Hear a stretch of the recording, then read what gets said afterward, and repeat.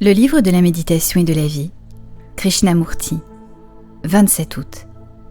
Un mécontentement qui reste sans réponse.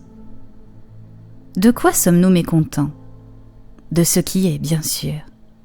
Ce qui est peut être l'ordre social ou bien une relation, ou encore ce que nous sommes essentiellement, c'est-à-dire notre laideur, nos pensées vagabondes, nos ambitions, nos frustrations et nos innombrables peurs, voilà ce que nous sommes.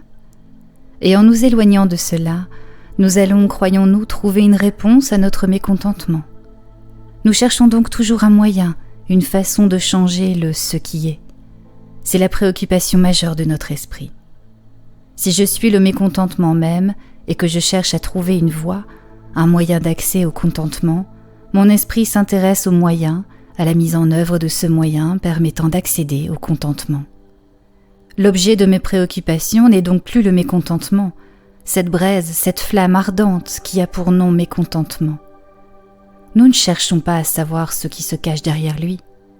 Nous cherchons simplement à éviter la flamme, à nous soustraire à la brûlure de cette angoisse.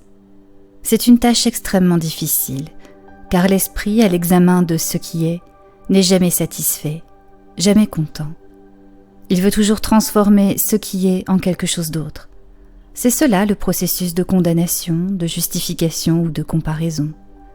Si vous observez votre propre esprit, vous verrez que lorsqu'il se trouve en face de ce qui est, il condamne, il compare avec ce qui devrait être, ou alors il le justifie et ainsi de suite, écartant de la sorte ce qui est et mettant hors champ cela même qui est à l'origine de ce désordre, de cette douleur et de cette angoisse.